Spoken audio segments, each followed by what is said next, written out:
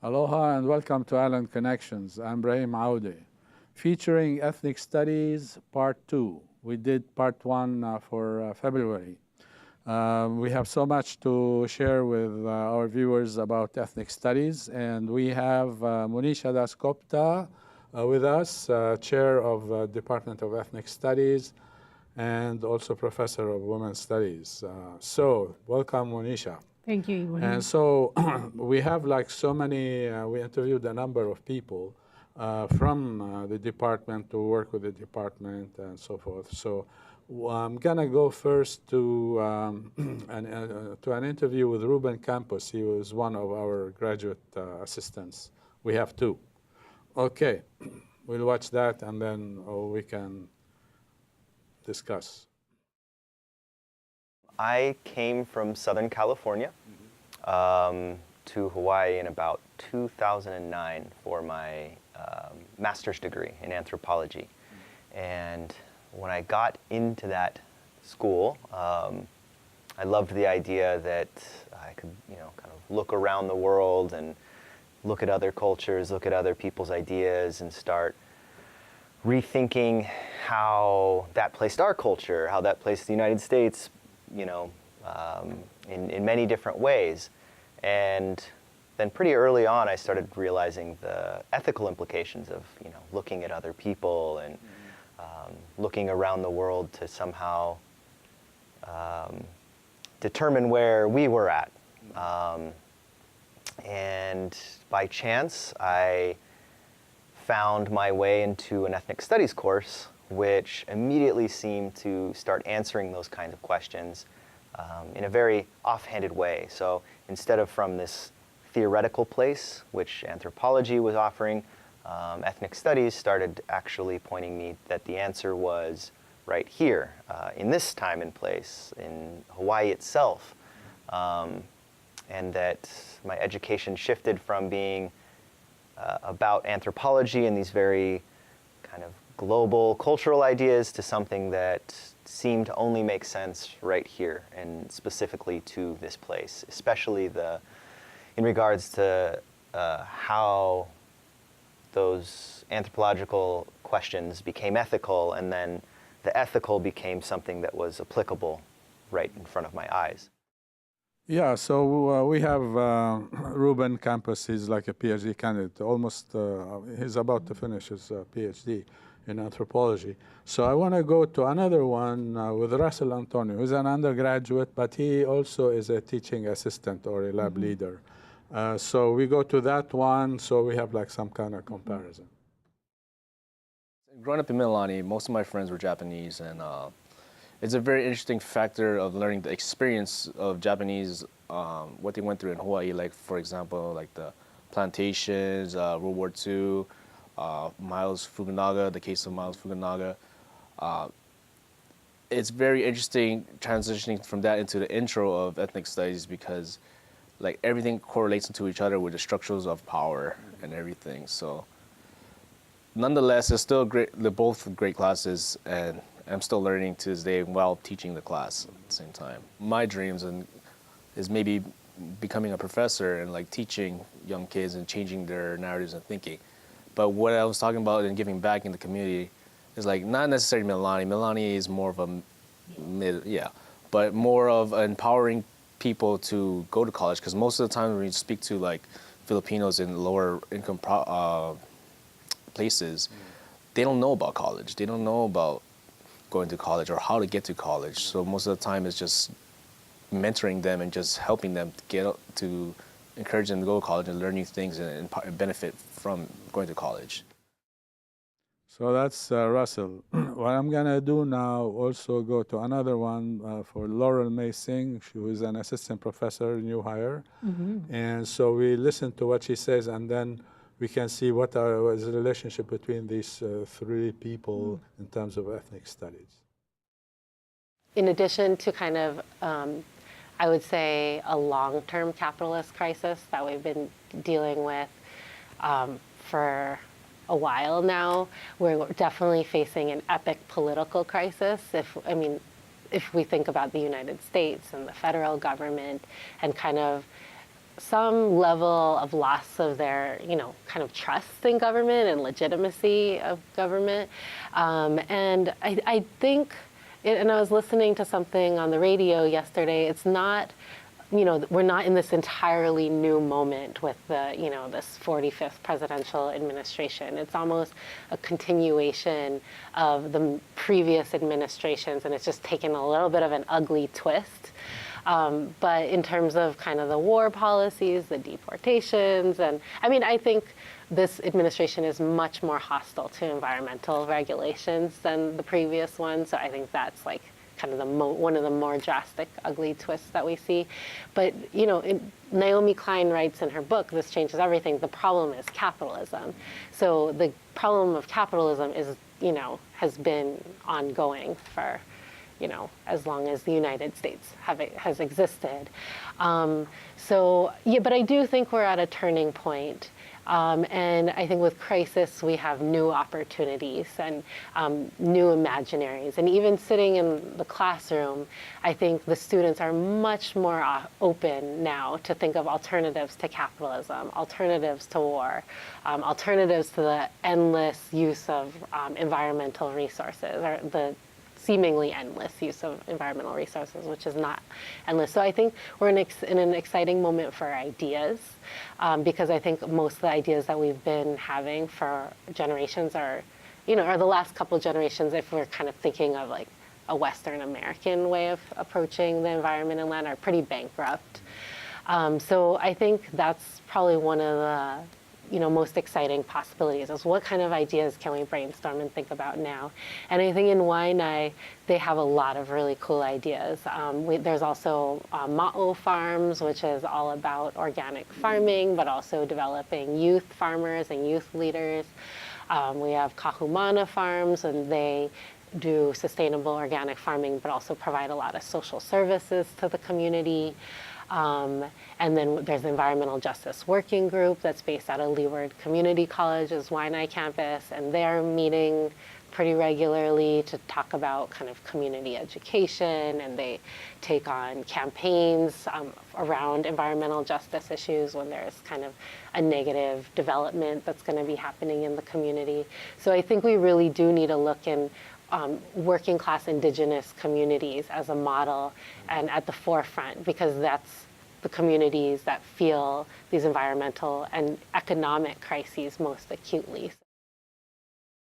Well, these three narratives, the three different people, they are in ethnic studies in one capacity or another. So what's the relationship among these narratives and these people, one? And in terms of our undergraduate program, what are some of the things? And we can show some courses, then we can talk about those as well. So could you say something about that from your own perspective as department chair? Sure. The first thing that I want to highlight is the role of graduate assistants in our program. We are an undergraduate surveying department, and people usually don't associate us as having a role in graduate education. But as in my capacity as chair, I have been greatly sensitized to the ways in which we really support graduate students from other departments, from other disciplines, give them an interdisciplinary training, give them the tools to go out there and be fantastic professors as we incorporate them in curriculum development and programming, such as developing a colloquium series, in developing skills to reach out to students. And also to really support their research, because the GA-ship is basically a way in which we can support students in other departments to complete their PhDs, right? So we both enrich the frameworks, as Ruben addressed in his interview with you when he said that ethnic studies was fundamental in shifting his perspective, shifting that anthropological eye to a more sort of what matters in this time and place kind of orientation to what he was studying or what he is studying, as well as giving them the teaching experience. So we support them in their academic journey, we support them in their political journey, we support them also in their professional journey in terms of giving them some money to do research and travel. I think that this is a support that should continue as part of our department's commitment to our graduate assistants when we have the money. And I think that it makes them flourish in ways that they wouldn't otherwise in other departments. Yeah, also like a couple of other things. One is that, for instance, you are also in women's studies, which is has a graduate program. Right. Taitangan is in anthropology, and you serve on master thesis, PhD thesis. But all of us also serve on master and PhD thesis in other disciplines. Yeah. So I just wanted draw on our expertise, but I mean, I don't think that people sort of see the very direct ways besides sitting on committees and a day-to-day way throughout the academic year. The way in which we utilize these graduate assistantships to support graduate students in other departments. Yeah. So I think that in our role as committee members, as well as our role as a department in supporting our two graduate assistants. And also key. Another thing, like we are asked sometimes to teach a course in, say, English or linguistics, like and so on, to work with individual PhD student, for instance, to enhance their understanding of a particular kind of area and so forth, that would help them in their dissertation as well. Right. There's a lot of labor that goes into reading dissertations, sitting on comprehensive exams, reading proposals. So I think that our department does a lot of heavy lifting, especially because of our expertise. Right. So what I'm going to do, I'm going to go to another interview with another graduate assistant called Kazuhiro. We have interviewed him for the first part of this featuring ethnic studies in February. But it's good to talk, to see what he has to say about his studies and academic work and how it relates to ethnic studies. We can talk about that.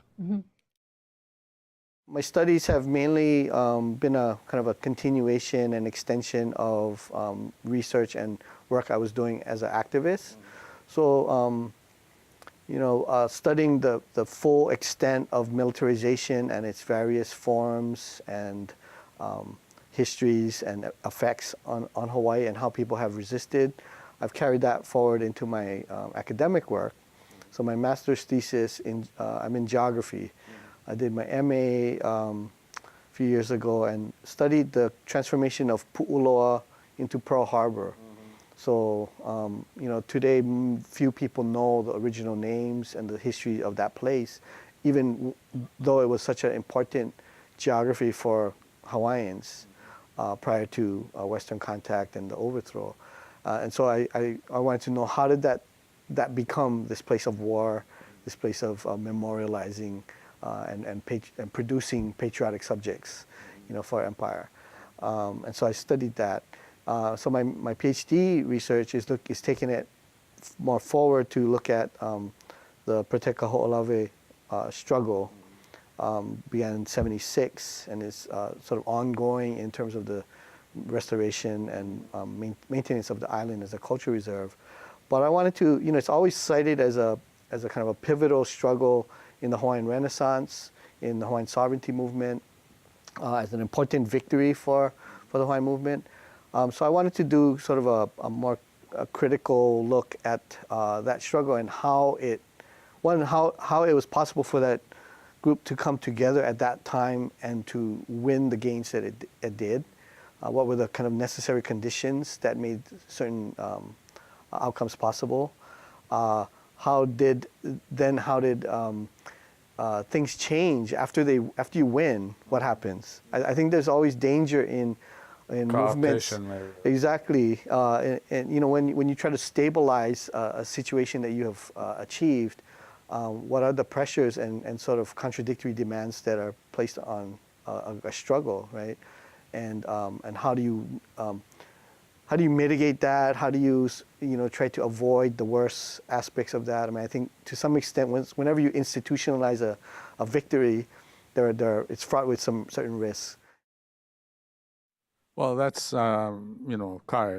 What I want to do is go to another interview with John Okumura, who's a professor at Ethnic Studies, And this will show, I will discuss it more, but shows that how the kind of research we are doing, etc., and how important it is to understand Hawaii better, etc., and other places like national and international areas as well. But we can talk about that. We'll watch John.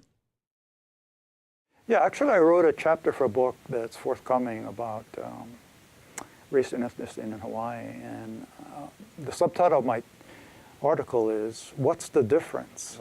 And what difference does it make?" And I say, well, it makes a big difference whether we view groups here as races or ethnic groups, because both race and ethnicity are socially constructed, and I don't believe people in Hawaii construct groups here as races, as phenotypically different. They view groups as culturally different, and therefore these are the ones that matter. I look at the experience of Micronesians here in Hawaii, a very small group, 13,000, less than 1% of the population. But the stereotypes directed to them are very specific. Even though they're a small group, they don't get racialized as Pacific Islanders in general, or they don't get confused, say, with Samoans or Tongans or other Pacific Islander immigrants. The terms used, negative terms against them, speak to their kinds of experiences in Hawaii. They're not the kinds of experience, it's not so much based on mixing people up, as would be the case in California, different Latino groups, for example, that kind of racialization. I don't see that in Hawaii when it comes to Micronesians. That to me is an example of how ethnicity is much more specific in its operation here than race is. Yeah, so any comments on both Kyle and John, and what they can do research about and how it relates to ethnic studies? Yeah. I'm going to actually backtrack a little bit and talk about the TA, the undergraduate TA, just to sort of emphasize the ways in which the lab leader model has been very fundamental to ethnic studies from the first days of our inception. And this has been a mode through which, I have learned that we build undergraduate leadership, right? So that they feel confident in the classroom. It's like peer-to-peer learning, and as well as training them through support that we give them how to teach. Many of our lab leaders have gone on to teach in the public school system. And as Russell sort of emphasized, their commitment is to the most disadvantaged people who go through our public schools, right? So, this commitment to public education, I feel, is something that is nurtured through the lab leadership. So both at the undergraduate level and the graduate level, we support our students to become excellent researchers, to ask the right questions about social justice, as well as to implement that through their teaching and commitment to teaching. To sort of conjoin sort of the analyses that are coming out of, Laurel's work and John's work and Kyle's work, there is a real attention to the specificity of Hawaii, as well as the ways in which it enters a national conversation. So Laurel's, work based in Waianae is extraordinarily important, and I completely agree with her that this is the moment where we can mobilize our students who are, looking at their future and seeing how bleak it is. And not all of them are apathetic. Not all of them are in shock. They actually do want to change the world.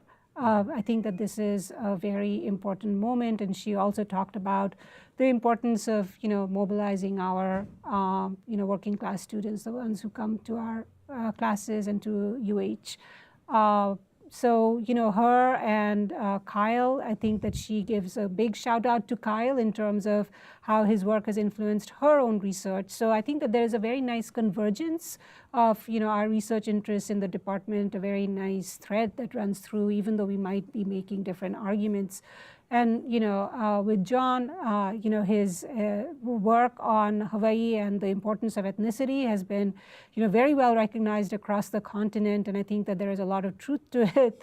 I don't know whether we need to sort of posit racialization and sort of, the ethnic specificity as oppositions necessarily. I think both processes are ongoing. But certainly there is, the pan-ethnic process that sort of homogenizes different ethnic groups is very dangerous on the continent, and that doesn't happen in the same ways, though the impacts are just as lethal in case of the kind of discrimination that Micronesians face, and the ways in which our students' eyes are opened when they learn about the sort of nuclear testing that on those islands and how it has led to the dispossession, the contamination of the land, and then the migration. So all the damaging stereotypes that they hear about Micronesians is then put in that context of the U.S. military and empire building. That I think is eye-opening for them. Yeah. I have the Ethnic Studies BA degree requirements. We can show it. Could you say something about that in relationship to what you've been saying? I mean, how do we prepare our students? Like you mentioned ES 320, not in by name, but about nuclear testing in the Pacific and about Hawaii and its relationship to the Pacific.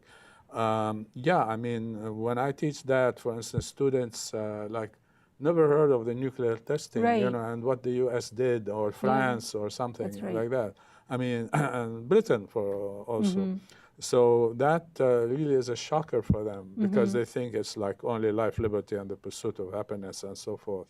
So could you say something about our degree offering and how it relates to what we have been talking about? Right.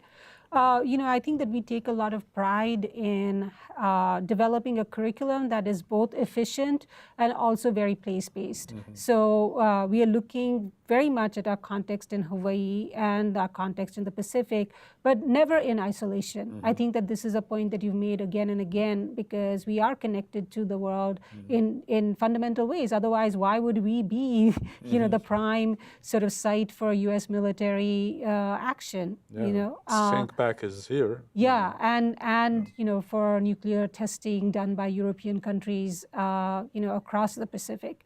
So I think that these threads that we follow are very important, but we also look at the ways in which people who live in the Pacific define their own futures. So it's not just sort of how they are being exploited and oppressed by these Western imperial powers, but also how they're redefining themselves and redefining their future in terms of their own self-determination.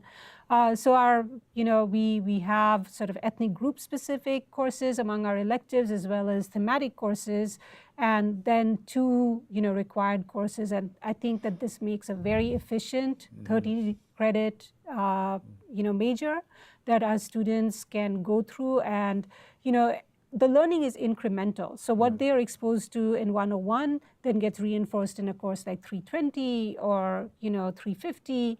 And at each step, they learn a little more about the place that they're in and how it is connected to different places in the world. Yeah, we have like courses about South Asian migrants. You teach that. Well, I haven't taught it in a while. Yeah, but I mean, but yeah. Filipinos, we have like Filipino Americans research topics, Hawaiians, African American experience, Asian America, Japanese in Hawaii, Chinese in Hawaii and the US. Then we have like in terms of thematic ones, race, class, gender, and popular culture, and a lot of other things. Some of the ones you mentioned, 350 economic change and Hawaii's people, 320 Hawaii and the Pacific, 340 is important, land tenure and use in Hawaii, and this is an important one. Looking at sustainability, etc. Right. This kind of indigenous understanding of nature and life and society might help us in creating a sustainable world, for instance. And a number of futurists talk about that. Jim Dater, for instance, he talks about that Hawaiians can teach us something about future, the future of the world in terms of sustaining it and so forth. So I just wanted to mention And then that. Laurel has proposed that new course on race, indigeneity, and environmental justice at a 300 level to introduce students to something that is relatively new as a dedicated course in our department. So I hope that students will take that and sort of then weave that knowledge into the other courses that they're taking. The other thing that I would like to emphasize about our curriculum is that increasingly we are paying attention to not only just race and ethnicity and class, which are the traditional questions that we ask in ethnic studies, but also their intersection with gender and sexuality. Yeah. So, we are really, for example, like Thai's work is attentive to gender, Rod's work is attentive to gender, so is Ethan's. My work is centrally, very much from an intersectional approach and very much influenced by feminists of color. So I think that these are very good directions that we should, we have developed, and our students should, take these different courses. Yeah, we have cross-listed courses with a number of departments like English, American Studies, Anthropology, Sociology, others. Not geography. We don't have geography, but we will soon. We will, and also like in terms of political science, etc. But I want to say also that our course offering is the only one that is broad and deep and consistent in terms of race, ethnicity, gender, and class as well. Yeah, and indigeneity. Yeah, indigeneity, of course. And also, we talked in the first part of featuring ethnic studies in February about the question of our moving towards Oceanic Ethnic Studies. And in fact, we did a conference in 2015, March 2015, about that. I just wanted to remind us or put it in that context. Yeah. So, okay, now also like all this we cannot do without like support from the office, right? That's right. And so I interviewed some student assistants and also the secretary in ethnic studies. So we'll start with Brittany, who's like a student assistant, and her major is actually something like about therapy, so she will probably talk about that. Physical therapy, yeah. So that's a good one. So we support other students from other disciplines as well. And so her experience in ethnic studies, we'll talk about that. I am more of the fiscal side, so I manage the budget. And I also, we all work in, filing papers and answering emails and answering the phones. And, yeah, but for me, mainly, I just work with the budget. I actually, before I came here, I had no idea what ethnic studies was. And so I definitely have learned that it's a very, diverse, accumulation of people and just studies. And it's really cool to be able to sit, at the front desk and hear some of the things going on in the classes. And just from one class to another is just so different. And the things that you learn. Yeah, so we can do another interview. It's a short one. Nicole also, she's a student assistant at the office. And so she will talk about her understanding and what she does in ethnic studies. I am a student assistant and I help with academics, so scheduling classrooms and making sure all the classes are in the right time slots and they have instructors and all the equipment that they need. The office is very we're a family sort of so we all help each other out, and even all the faculty, we all interact. It's not we're all separated, we all come together as one. And then about ethnic studies, it's I've seen there's a lot of diversity in ethnic studies. There's a lot of different cultures and everything that's put together into one. All right, so I'm gonna go to another interview with Carlton also, because one is doing budget, one is doing academics, and he is doing books and all of that. So Carlton. I'm a student assistant, so I help mainly with Jeanette with her work, with handling different things. I'm trained in academics more so than the other side of fiscal and personnel, so I handle a lot of class scheduling or grade changes, course, what's the word I'm looking for? Propositions, that kind of stuff. That's mainly what I handle. So we all kind of have background in all of it, so we can help each other, which is really helpful. So there's two of us that are academic fully, and then two that are fiscal more, but we all kind of interchange, so it's easy to pass things off or get help on things. So we all kind of have a similar idea of what should be done, at least. As far as UH goes, it's been really interesting to see how school works from the other side, not from the student's point of view, but from administrative and faculty and that kind of point of view, which has really kind of opened up a new understanding of what it means when things go on at the school. And as far as ethnic studies go, it's been interesting because I'm a science major, so mostly I'm just focusing on science, so I don't really have a lot of social science interactions. So I didn't really have any idea what ethnic studies was going into my job, and now it's interesting to see how complex the field is and how many different disciplines go into it that I wouldn't really have thought of before. Yeah, so like from your perspective, because you work with the office because of you being the chair, and you see a lot of stuff. So could you comment on that relationship between the faculty and the office? Yeah, I really first want to thank our student workers. They're just fabulous. They give us so much support. They're students themselves, but they are, they come to work on time. They're professional. We are constantly sort of barging in on them and asking them to do stuff, and they always do that with good humor, and as much as they can, they will help us. They do a lot of complex tasks for, student workers, and I think that Jeanette trains them really well.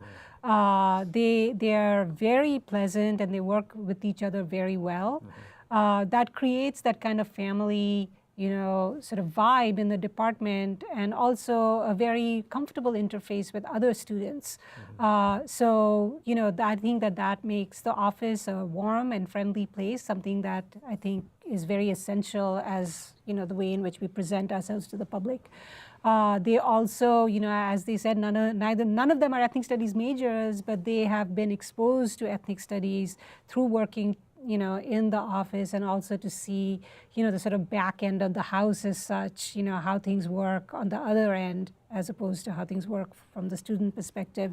And I often go to them to ask them, so as a student, how would you, think about this interface or whatever it is? And they tell me, they share those ideas with me. I very much appreciate the help that they give us. They're generous, they're good-humored, and extraordinarily helpful.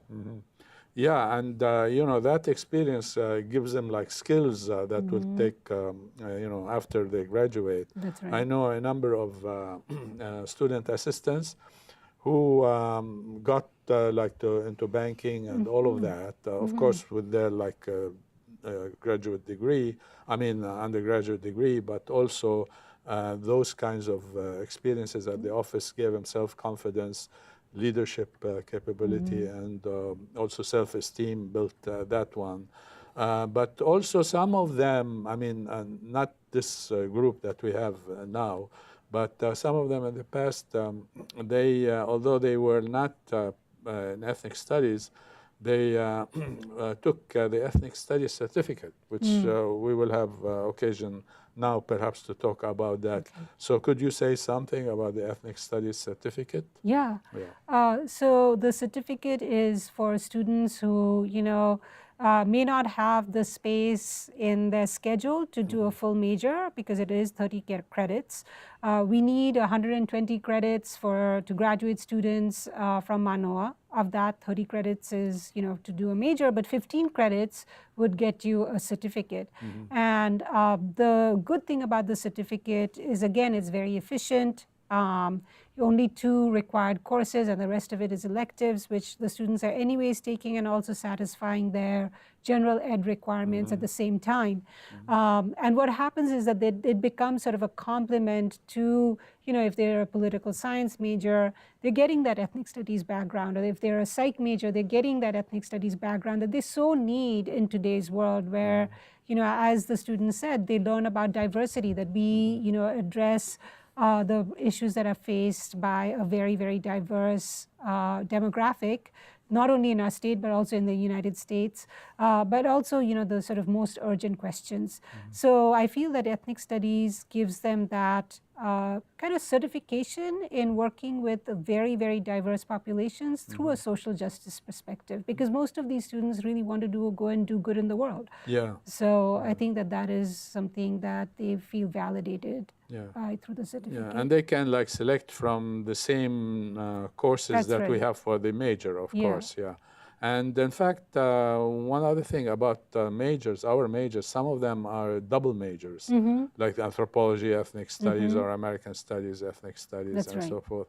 So this is something that is important. But I just wanted to say something about the certificate or ask you about it, because it is important to say what we are offering and all of that. Yeah. Okay, so I have interviewed Erika Khan. She's also an ethnic studies major, and we featured her in the first ethnic studies one we did in February. But she has a very a unique experience. So we will see what she has to say, and then probably we'll talk more about that. Okay. I actually just found out that my grandpa's brother that has been living in Arizona for over 40 years is being deported back to Pakistan. What? After 40 years? Yeah, I don't know too much information about it just because my dad doesn't like talking about it, but he has a whole family here. He has 3 sons here, and like he has 3 sons in Arizona, and so I don't know his situation, but basically he got the papers and they're trying to put him back in Pakistan, and he's just like, but I have a life here, like it doesn't make no sense. I just know the elections, like ever since elections caused huge separation in my family, because back at home in Alaska, relatively all of them are native, and which was kind of like complex because the people that my family are in Alaska and they're native, you know, like they live a very subsistence lifestyle. You know, they live off of the land. They live very differently. But I found it shocking because they were actually Trump supporters, and they're Christian. They're very, very, very, very, very Christian. So that was super challenging because they know that I'm from, like my dad's from Pakistan, and they know that like he's Muslim, and they know my family is Muslim. So it was weird to like after the elections to hear some of their commentary on some things. I want to go to another interview with Mililani, whom she's also a major, a new major actually, and she's so eloquent as well, and so she will give us a perspective on her experience in ethnic studies, and then we can discuss those 2 unique experiences. Yeah. I'm in ethnic studies, but I'm also working as an intern at Kawaii Collective. So Kawaii Collective is a place of community, culture, and commerce in the university. So it was founded by Native Hawaiians, and it was a place where people could speak Olelo, do traditional practices without the fear of being criticized or judged. So it's a safe space, but it's also a brave space for non-Hawaiians and Hawaiians alike to come together and challenge each other's ideas. Being in ethnic studies has really helped me being an employee of Vaivai, because you can think critically while looking at certain situations where I work, and you understand that sometimes people can come into this space with preconceived ideas about who other people are based on what they look like. But as an ethnic studies student, you have to learn about what they identify with, especially in terms of gender and usage of pronouns. Yeah, I mean, could you say something about those 2 experiences, and also like how our students are living those kinds of issues that you know, are political through and through, and they are at the center of debate in the United States as a whole? Well, Erika's story is, you know, the heart of my research. You know, because my research has become focused on deportations, and you know, I didn't know her the Pakistani side of her family in Arizona has been targeted by deportation. But we know from, because I'm very connected to the South Asian community, that they have been particular targets, since 9/11 for deportation through such programs as special registration. And that has continued. So I think one of the speakers who was, I think it was Laurel who mentioned that, a lot of this stuff has been going on for a long time. So it didn't happen with the 45th presidential administration. The architecture was put in place, and now, we are seeing how, it's turning against people even in a more fierce way. But Erika's story is unique because, she is Native and South Asian, and that kind of critical ethnic studies lens that she is bringing to her own experience while telling her story is exactly, the kind of learning outcome, if you will, we want from our students, where they are examining their own experiences and putting it in the larger political and cultural context, the injustice of deportation, and the ways in which Native peoples are sort of enticed into settler colonial practices of the United States, right? I mean, that was so powerfully said. And then Ihlani, I just was very honored to visit the Kauwaivai Collective right on University, where that old theater used to be. And it's such a beautiful space. I went there for a research workshop, and I learned from Ihlani later that she works there, and it is a space to, speak Ulelo Hawaii and to talk about ideas and really to challenge each other. So, we see through these stories that sometimes, we think about migrants and natives, like, so almost inhabiting two different worlds, but, this is a place where these worlds come together. Sometimes they collide, sometimes they intertwine, and I think that this is where our scholarship and as well as our activism is going. Yeah, and it's interesting that like natives who have been practically wiped out, from the United States, there are 300,000 Native Americans, maybe 350,000 Native Americans left from millions that were before. And then they have this kind of thing like pro-Trump, pro-this, pro-that. Not all of them, of course, but, we have these kinds of situations. So that is like an interesting thing. And that gives Erika, presents her with a huge problem. I mean, what do you do? You have two sides of your family, and they don't like each other in terms of politics, and consequences of political stances of the, official state practices and so forth.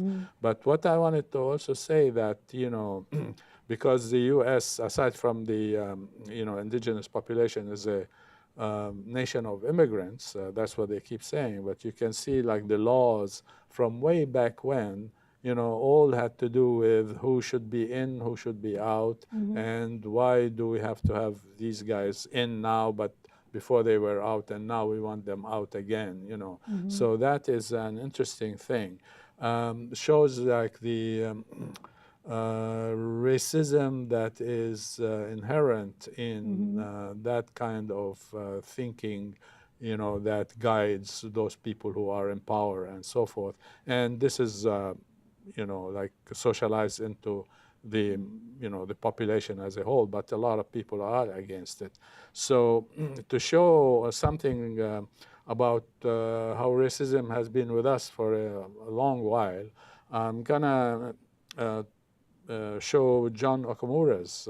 Can I just say one thing before you do right, that? Right. I just want to say that the UH, faculty, the Indigenous Studies faculty, as well as faculty who are doing research on Indigenous politics and other departments, have been leaders in sort of really critiquing this nation of immigrants discourse.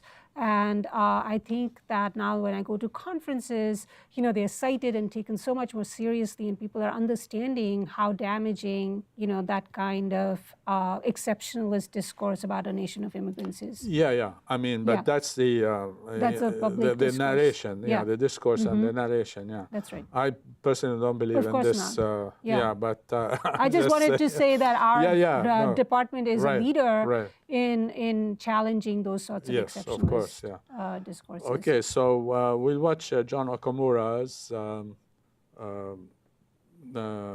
interview, and then we go from there. For the past several years, I've been working on a book on the Mouse Fukunaga case. I call it Race to Death, Racial Injustice in 1920s Hawaii. And so historically, there's an example of how I apply race to Hawaii and not ethnicity, because I argue that during this period prior to World War II, race constituted the dominant boundary between Haoles and non-Haoles. And Fukunaga was raced to death insofar as he was viewed as Japanese. This was a language that was used at that time. He belonged to the Japanese race. But he was also raced to death because he was quickly put on trial, convicted, and sentenced to death less than 3 weeks after he committed his crime, because Haoles wanted revenge immediately after he had killed a 10-year-old white boy, Gil Jameson. And so, like other scholars, I do relate his case to the Kahavai case. Joseph Kahavai, I argue, was also raced to death. He was racialized as African American, actually, by his 4 killers who were from the South, and this is how they viewed Hawaiians at this time. He was also a victim of racial injustice, like Fukunaga.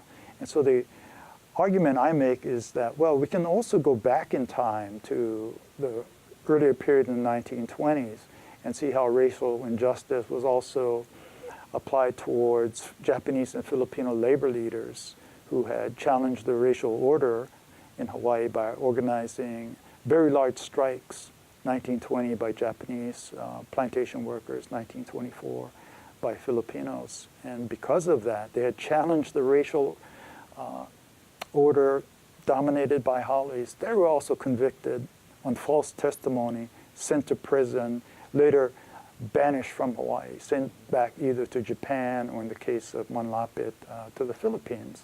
And certainly racial injustice continues after the Kahavai case. Just 6 years later, we have the Hilo massacre. 50 demonstrators marching peacefully in the docks at Hilo, shot by the police. But the police, were they Haole or? Many of them were Hawaiian, actually, but who was giving the orders to them? Absolutely. Who told them to go out and challenge these demonstrators on the docks? I just, wanted to say that, this kind of research that our faculty are doing is critical for our students to better understand the place in which they live, and relate it to other experiences and so forth. Something about the nation of immigrants, that notion obviates like class, obviates the question of labor exploitation, exploitation and all of that. So we are all brothers and sisters kind of stuff, when that is not the case, when you have like racial prejudice, ethnic prejudice, and so forth. So that nation of immigrants or multicultural kind of understanding, etc., obviates all those kinds of things that are really critical and puts blinds on us. I want to go back to, and we can more discuss that later, but I want to go back to the office, And Natalie, she works at the office. Also, she has a special project regarding this Island Connections. And Island Connections, yes. Yeah, and we'll watch that and go from there. It's been quite the journey. I've had a lot of different experiences. When I first started, I started out with fiscal duties, and so I looked into the budget where we had to decide how we were going to spend things, how we were going to keep track of things. But as the dedicated website designer graduated, I gradually took over that job, and so that required me to learn how to do coding, how to do different coding languages. And that in turn led me to working with Island Connections, which is also part of our like website and social media duties as well. The way it happened was that most of the people who I started working with, they actually graduated before me, and so when new people came on, they were learning the stuff that the older people were doing.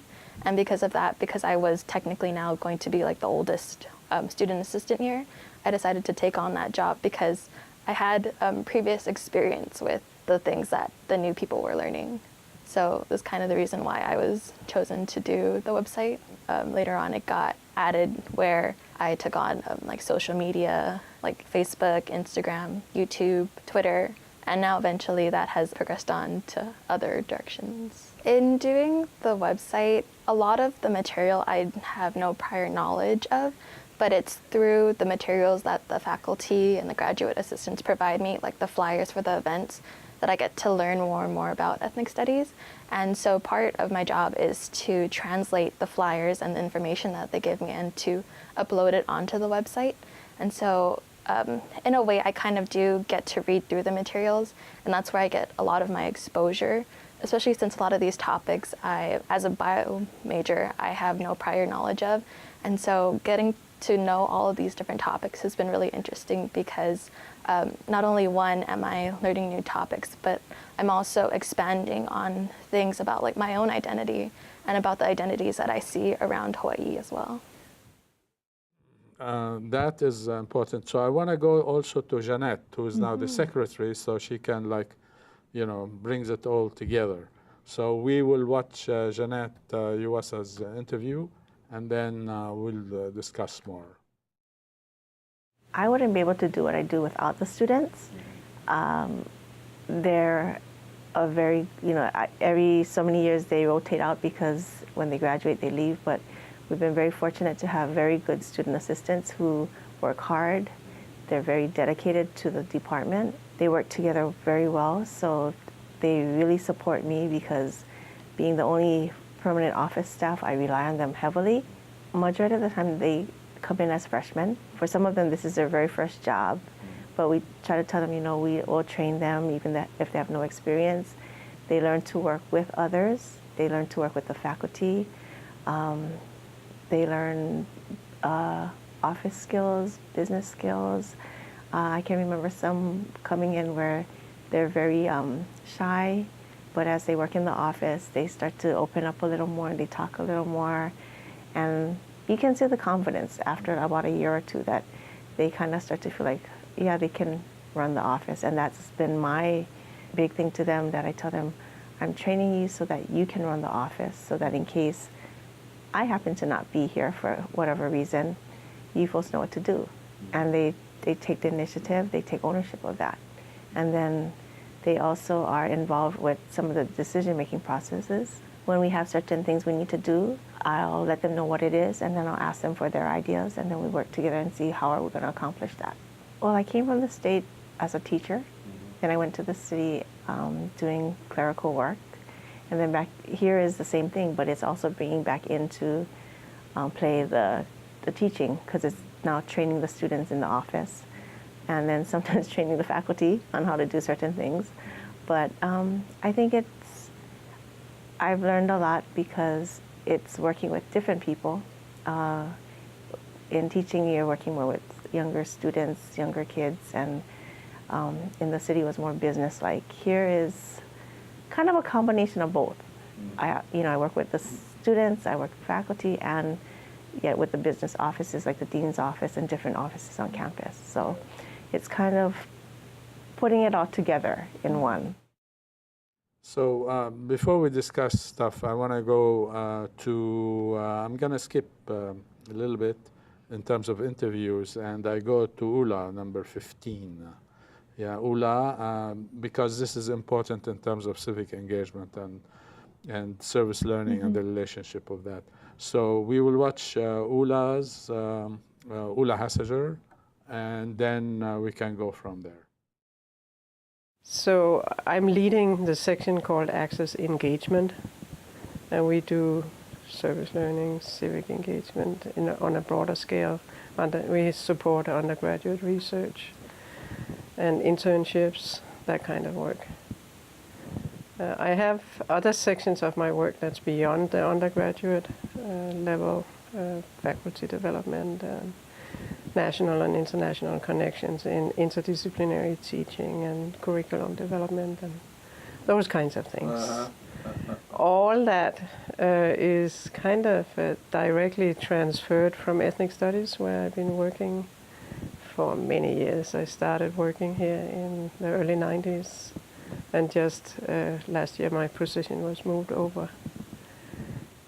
During my time at Ethnic Studies, I had the opportunity and support to develop a number of service learning programs, which we are still running out of access. So we have, for instance, the Malama Ina Ahupua program that was started in '97. We have the Palolo Pipeline program, a very large community support and educational pipeline of partners and sites in the community that we have also been running since the late 90s.